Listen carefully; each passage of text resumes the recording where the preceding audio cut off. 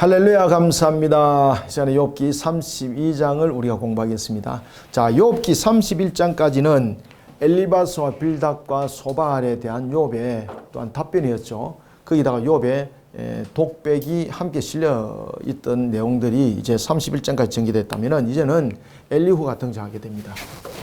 엘리바스, 그 다음에 빌닷, 소발.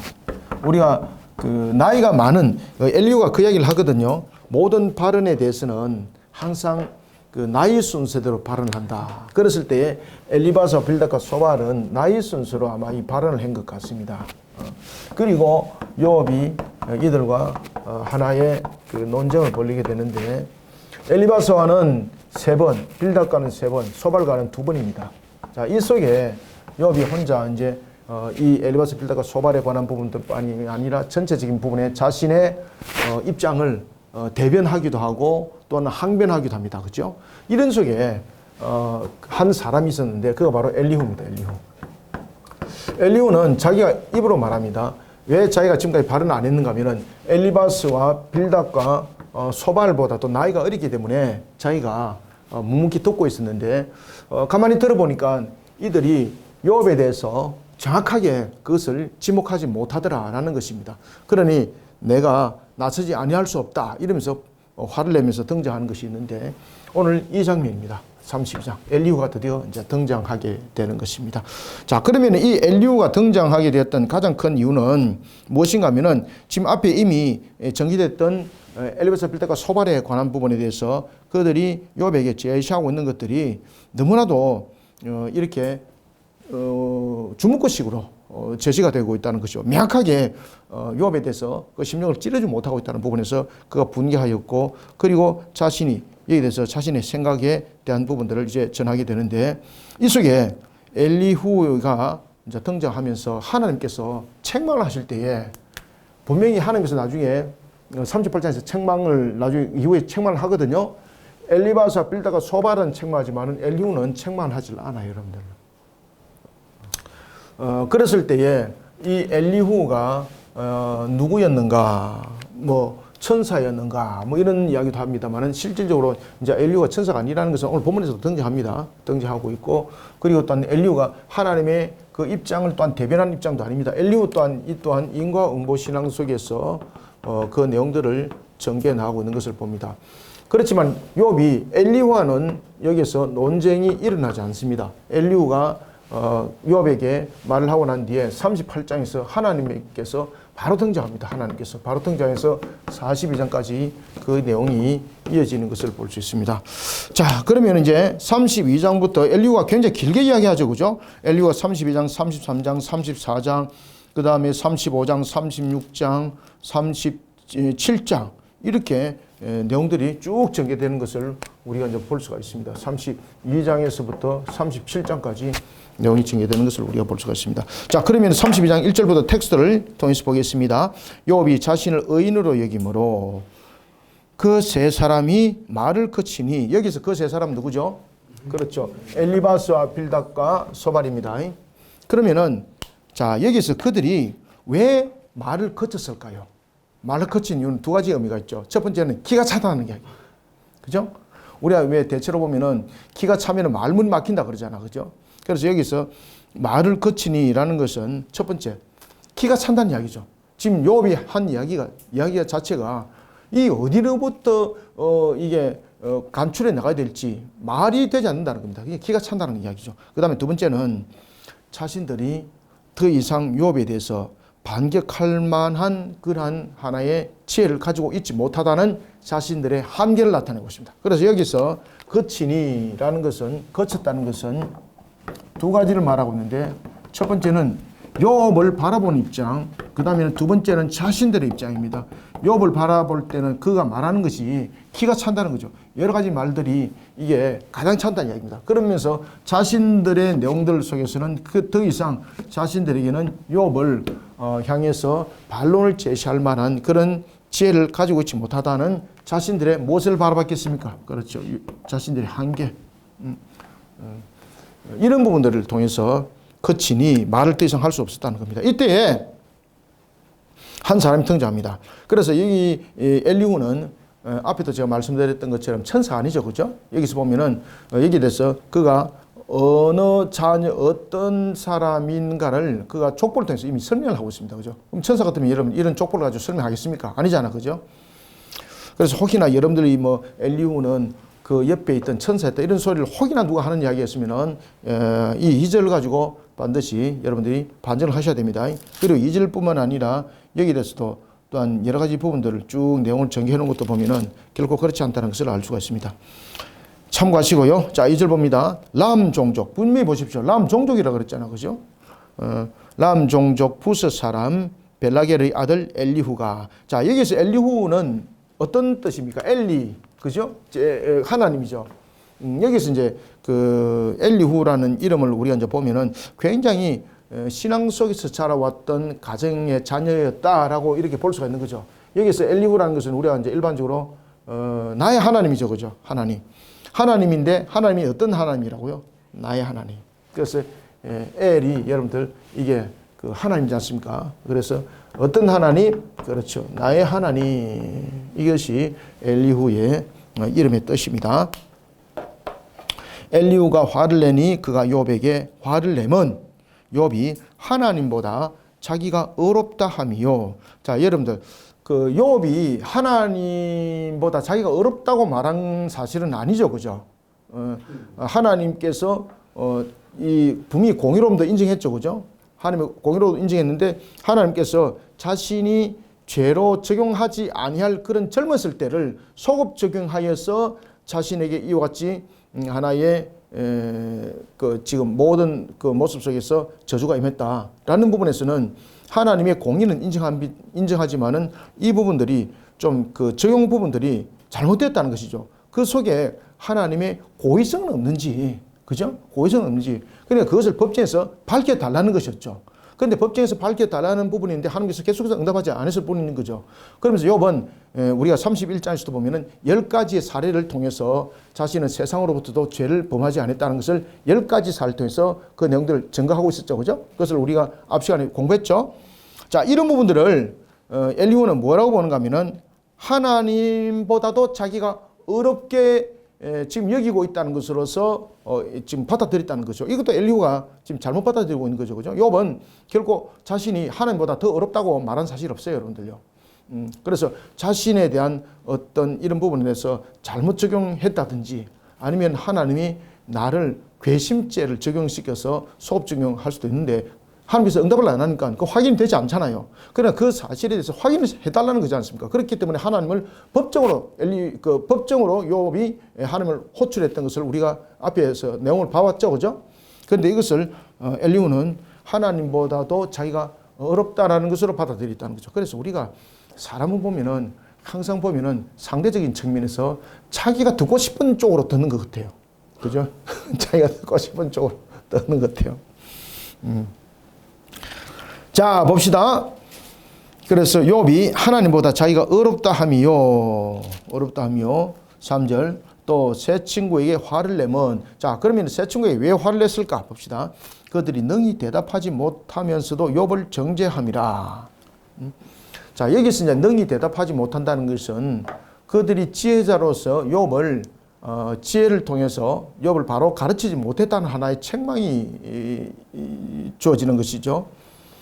자, 4절. 엘리후는 그들의 나이가 자기보다 여러 해 위임으로 욥에게 말하기를 참고 있다가, 그래서 이 보면은 왜 나이가 많은 순서대로 우리가 발언을 했다는 것을 누구의 입을 통해서 우리가 확인할 수 있어요? 엘리후. 그러니까 지금까지 보면은 엘리바스, 빌닷과 소발, 앞에서 제가 말씀드렸죠, 그죠? 엘리바스가 나이가 제일 많을 것이고, 그 다음에 소발, 빌닷과 소발 순서로 이래 되었을 것이다 라고 이제 말하는 이유는 엘리후가 지금 그 부분들을 증거를 하고 있죠. 나이 많은 순서대로 지금 증거했기 때문에 자신은 말을 할 수 없는 입장에서 지금까지 참아왔다는 겁니다. 그것이 세 번, 두 번까지 반복될 때까지 그 찾아왔고, 참아왔고, 욥이 이 부분에서 반정을 가할 때도 자신은 말하지 않았다는 겁니다. 아시겠죠, 그죠? 그러면은 이 엘리후는 엘리바스, 빌다가 소발과 욥보다도 나이가 작다, 이렇게 우리가 객관적으로 보시면 될 것 같아요. 자, 4절. 엘리후는 그들의 나이가 자기보다 여러 해 위임으로 욥에게 말하기를 참고 있다가 세 사람의 입에 대답이 없음을 보고 화를 내니라. 자, 더 이상 이제 그 대답을 하지 못하는 것을 보고 욥에게 대답하지 못하는 것을 보고 엘리후가 화를 냈다라는 것이죠. 자, 그러면은 여기서 이제 엘리후가 화를 내는 이유는 무엇이겠습니까? 자기가 듣고 볼 때에 키가 찬다는 이야기입니까? 아니잖아, 그죠?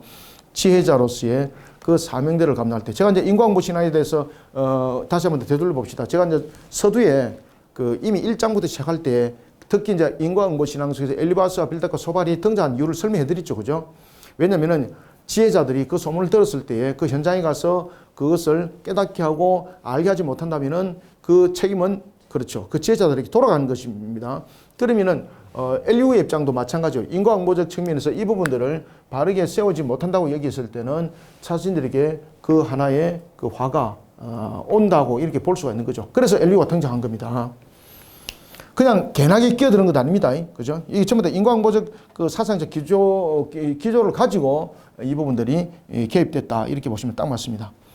자, 부스 사람 또 그가 족보에 대해서 또 이야기하죠, 그죠? 그러니까 천사가 절대 안 해요. 부스 사람 바라겔의 아들 엘리후가 대답하여 이르되 나는 연소하고 당신들은 연로함으로 뒷전에서 나의 의견을 감히 내놓지 못하였노라.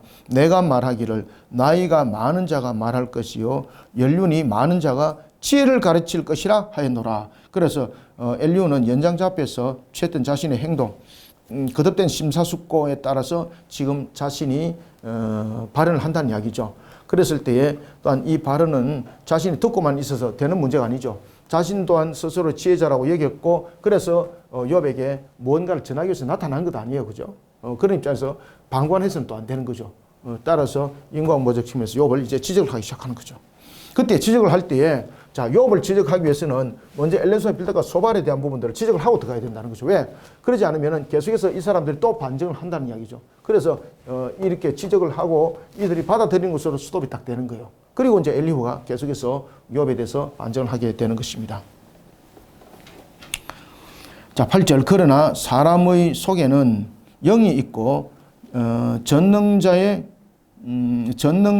숨결이 사람에게 깨달음을 주시나니. 자, 이거는 뭔가 하면은 자신의 지혜의 출처가 자기의 자신이 아니고 누구라는 것을 밝히고 있습니까? 그렇죠. 하나님임을 밝히고 있습니다. 자기가. 그러면은 자신이 비록 젊고 연소할지라도 지혜를 통해서 말할 자격이 있다 없다? 있다는 거예요. 있다는 거. 어떤 분이 머리를 이렇게 하시는데 있는 겁니다. 자격이 있는 겁니다. 그래서 이런 부분에 대해서 지혜자로서의 그 욥을 바르게 이끌어가지 못했을 때는 자기에게 또 책임이 있는 거예요. 그죠? 자기에게 값이 있는 것이죠. 자, 9절 어른이라고 지혜롭거나 노인이라고 정의를 깨닫는 것은 아니니라. 자, 여기에 좀 보면은 좀 극단적인 요소인데 우리가 고대사 속에서 어른 그리고 노인 그러면은 우리가 그 연륜을 살아간 자로서의 경험, 그 다음에 특히 이제 노인, 그러면 지혜자라고 우리가 얘기했잖아, 그죠? 근데 오늘 본문에 보면 이렇게 말해요. 어른이라고 지혜롭거나 노인이라고 정의를 깨닫는 것이 아니니라 라고 말하는 것을 볼 때에 지금 엘리후가 엘리바스, 빌닷과 소발을 지금 지적하고 있는 거죠. 그러니까 지금 이 세 명이 욥을 잘못 지적했다는 이야기예요, 지금. 아시겠죠? 자신들은 지혜자라고 말하고 있지만은 욥에게 잘못 적용했기 때문에 욥이 계속해서 반감을 일으킨다는 거죠. 그래서 자신은 하나님의 입술이 되어서 이 지혜로서 하나님이 주시는 지혜로서 욥을 지적하겠다는 이야기입니다. 그죠? 쉽게 말하면은 엘바스와 빌닷과 소발이 오답을 썼다는 이야기입니다. 시험 쳤는데 그죠? 오답을 썼다는 이야기입니다. 10절 그러므로 내가 말하노라 내 말을 들으라 나도 내 의견을 말하리라. 자, 여기에서 이제 내 의견은 엘리바스와 빌닷과 소발의 견해를 말하는 거예요? 아니면 독단적인 부분들을 이야기를 하는 거예요?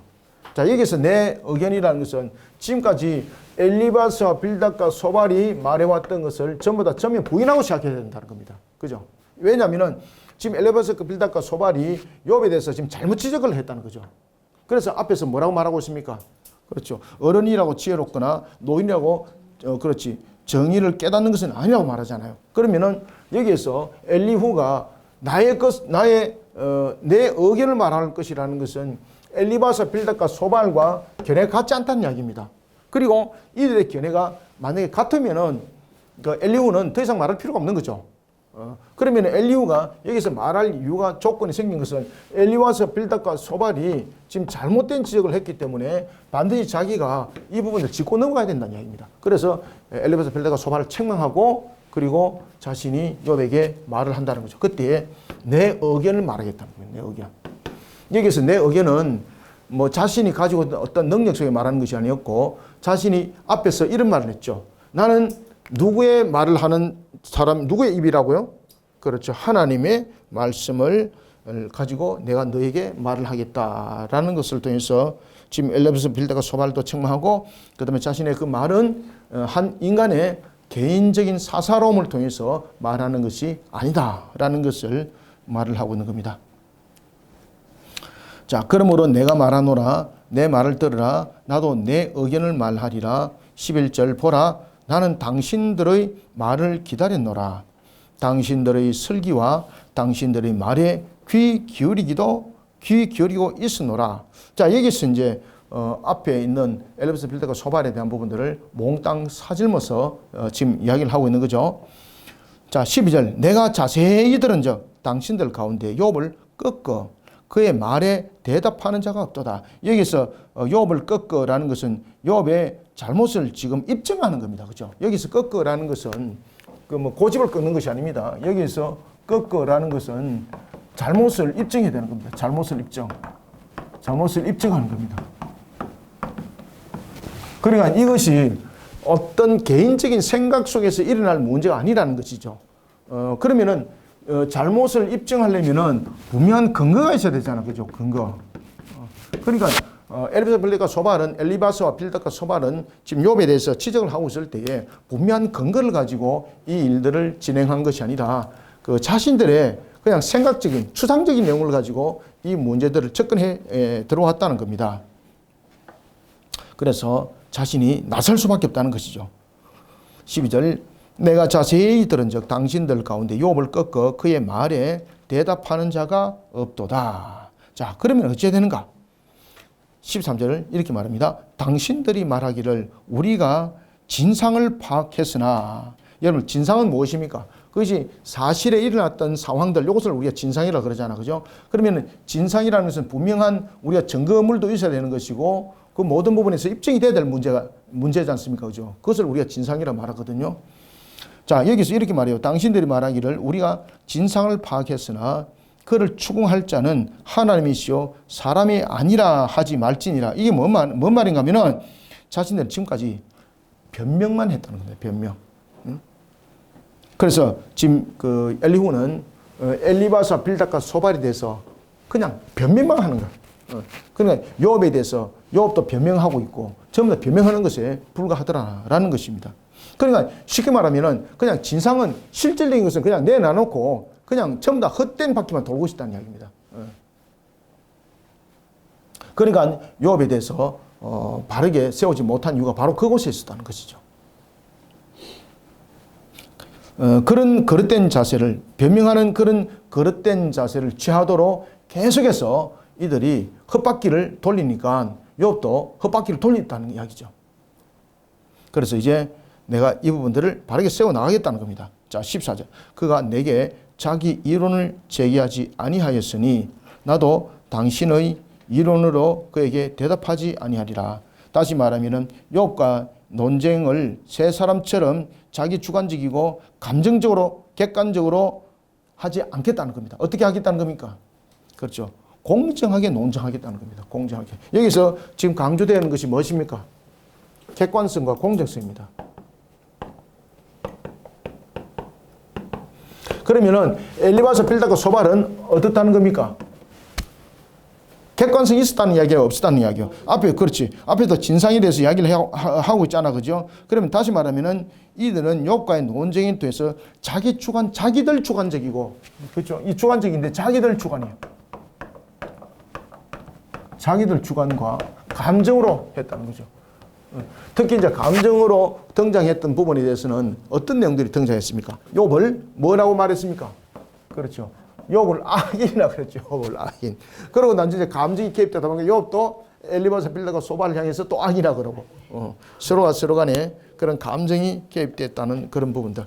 그래서 이 특히 이제 인과응보적 부분에서 앞에서 제가 이제 이 인과응보 부분에서 기본적인 하나의 잣대가 무엇이라 그랬습니까? 공의성이거든요. 그죠? 이 공의성이 잣대가 되려면은 이 공의성은 객관성과 공정성이 있어야 된다는 얘기죠. 그런데 지금 여기서 엘리바사 빌다가 소발은 이런 공의성을 그렇죠. 감정과 자기 추가로 계속해서 이야기를 하다 보니까 욥하고 충돌이 생길 수밖에 없었다는 이야기입니다. 이해됐죠? 그죠? 그래서 자신은 어떻게 하겠다? 그래서 자신은 이와 같이 공의성을 앞세운 객관성과 공정성을 가지고 내가 말하겠다. 이 말입니다. 봅시다. 그래서 자 14절 다시 봅시다.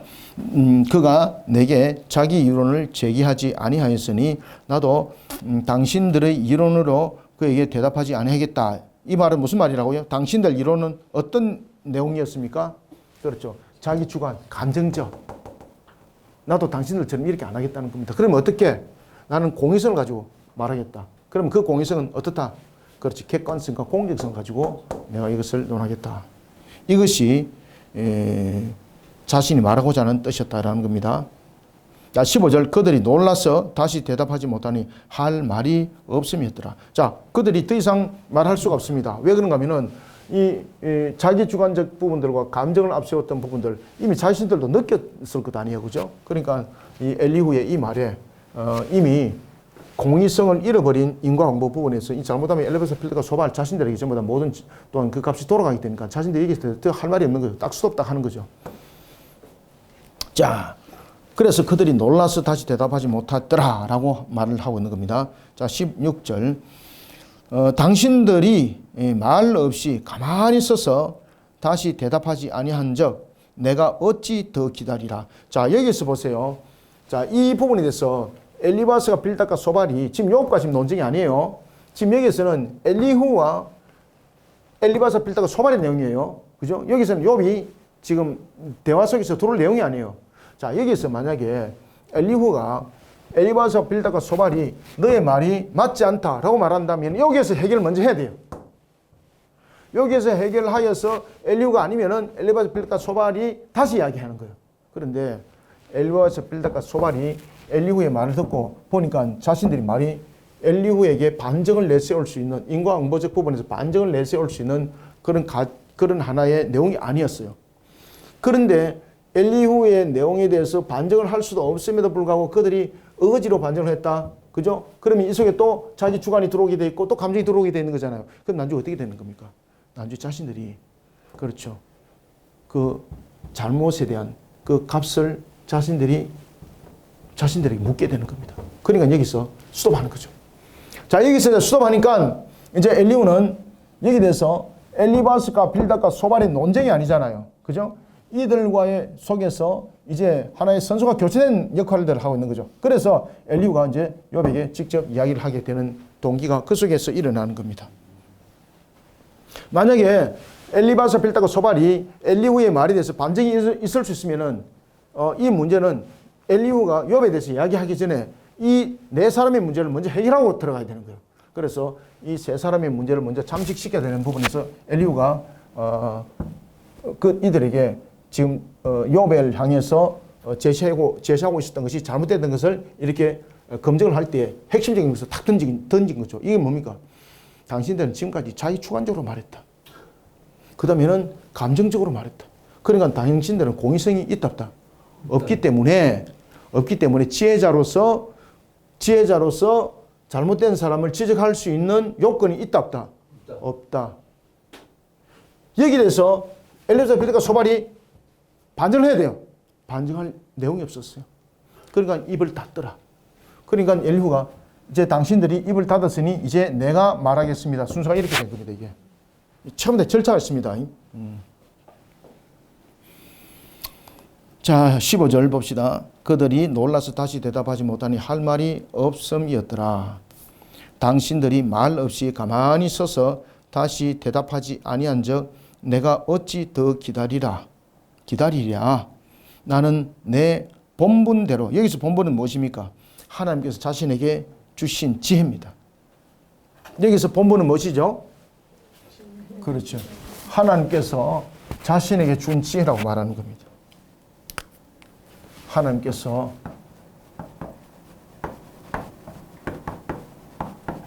자신에게 준 지혜,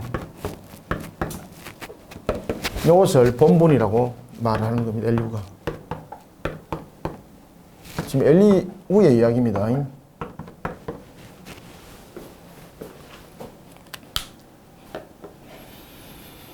그 근거로 요압에게 진상을 규명하겠다는 이야기입니다. 그렇죠? 나는 내 본분대로 대답하고 나도 내 의견을 보이리라. 여기서 내 의견을 보인다는 것은 어떤 자기 주관적 사사로운 감정에 대한 개입이 아닌 것입니다. 알겠죠? 그죠? 그래서 여기서 내 의견을 말한다는 것은 여기서 내 의견은 무엇이라 그랬습니까? 그렇죠. 내 의견은 전부 다 하나님이 주신 지혜입니다. 이게 하나님이 주신 지혜. 그래서 여기서 내 의견은 사사로움, 자기의 주관 또는 앞에 엘리후와 빌다가 소발이 말했던 것처럼 그러한 자기 주관적 요소 또는 감정적 요소를 내 의견을 말하지 아니하고 하나님께서 나에게 주신 지혜, 이것이 내 의견입니다. 내 의견을 보이리라. 내 속에는 말이 가득하니 내 영이 나를 압박함이니라. 자, 여기서 내 영이 나를 압박한다는 것은 이 말을 안 하고는 그렇죠. 견딜 수가 없는 거죠. 그죠? 그러니까 이 말을 반드시 해야 된다는 이야기입니다. 이 말을 반드시 하겠다는 겁니다. 19절 보라 내 배는 봉한 포도주 통 같고, 여러분들 내 배가 봉한 포도주. 봉한 포도주는 어떻게 되나요? 봉한 포도주는 그 봉한 것을 열기를 기다리죠. 그죠? 봉한 포도주. 첫 번째는 봉한 포도주. 봉한 포도주는 반드시 열어야 되잖아. 그죠? 열어야 되는 거. 그 다음에는 만약에 이 봉한 포도주가 새 포도주인데, 이 봉한 포도주가 새 포도주잖아요. 새 포도주는 그 팽창의 효과를 갖고 있죠. 팽창의 그 효과를 가지고 있기 때문에 이것이 그냥 좀 트지 않아요. 그러니까 지금 엘리후가 자신이 반드시 말을 해야 될 이유가 바로 이렇다는 이야기입니다. 자기 안에 지금 가득 차 있는 것을 말하지 않을 수 없다는 겁니다. 아시겠죠? 그죠? 그래서 그것을 봉한 포도주, 새 포도주, 여기에 비유를 하고 있는 겁니다. 이것은 엘리후가 반드시 말해야 될 이유를 설명하고 있습니다. 반드시 말해야 될 이유. 말해야 될 이유. 그러면은 이 봉한 포도주가, 새 포도주가 자신이 어떤 주관 속에서 일어난 것입니까? 감정 속에서 일어난 것입니까? 아니죠. 하나님께서 준 지혜죠. 하나님 준 지혜를 가지고 반드시 말해야 될 의무가 있는 것이, 이것이 봉한 포도주와 새 포도주의 이 역할 속에 있는 것이죠. 그러니까 하나님이 주신 지혜로서 자신은 반드시 말해야 된다는 거, 반드시 말해야 된다는 거. 자, 이것을 가지고 19절에서 비유를 통해서 말을 하고 있는 겁니다. 그래서 자신이 하고 싶은 말이 속에 가득 찼다는 이야기죠. 그러면 이것이 자기 주관적인 소리입니까? 감정적인 소리입니까? 하나님 주신 지혜라고 생각하는 겁니까? 그렇죠. 하나님 주신 지혜. 그러니까 하나님이 주신 지혜가 지금 가득 차서 당신에게 말할 수밖에 없다는 겁니다. 보라 내 배는 봉한 포도주 통 같고 터지게 된 새 가죽 부대 같구나.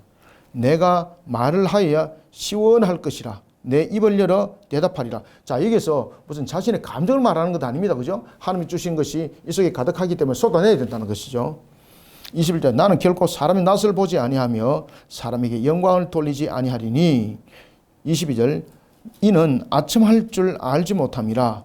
만일 그리하면 나를 지으신 이가 속히 나를 데려가시리로다. 자, 이게 뭡니까? 엘리후도 욥의 세 친구와 같은 그런 하나의 내용들을 가지고 접근했다면은 하나님께서 자신을 데려가실 것이라고 말을 하는 거잖아요. 자, 이 속에서 여러분 반드시 기억해야 될 것은, 자, 엘리후도 여기서 어떤 내용을 가지고 전개를 지금 펼쳐나가고 있습니까? 인과응보 신화입니다. 그래서 엘리후도 인과응보적 측면에서의 욥에게 하나님 주신 그 지혜 말을 쏟아내지 않으면은, 그렇죠, 분명히 하나님께서 나에게 주신 그 지혜가 있고 욥에게 말하라고 준 내용이 있는데 이것을 내가 말하지 못하면은 그 업이 누구에게 돌아간다는 이야기입니까? 자신에게 돌아온다는 이야기예요. 자신. 그래 결국은 엘리후도 인과응보적 측면에서 지금 이 내용 속에 지금 전개되고 있다는 것을 우리가 볼 수가 있습니다. 그래서 엘리후가 하나님의 말씀을 먼저 대언하고 이런 것이 아니에요. 엘리후가 하나님 말씀 대언할 것 때문에 38장에서 하나님께서 나올 필요 없어요, 여러분들요. 이미 뭐 엘리후 이름을 통해서 이야기 다 했다고 볼 수 있는데 아닌 것이죠, 그죠? 그래서 엘리후도 또한 엘리후서 빌닷과 소바를 지적한 것은 정확해요, 그죠? 자기 주관적이고 감정적인 것은 맞아요. 그런데 나중에 보니까 엘리후도 인과응보적 측면의 신앙 속에서 욥에게 접근했더라라는 것입니다. 그렇기 때문에 나중에 38장에서 하나님 등장하시는 거예요. 자, 오늘은 우리가 욥기 32장 짧은 본문인데 여기까지 마무리하고 다음 33장에서 만나겠습니다. 감사합니다. 수고하셨습니다.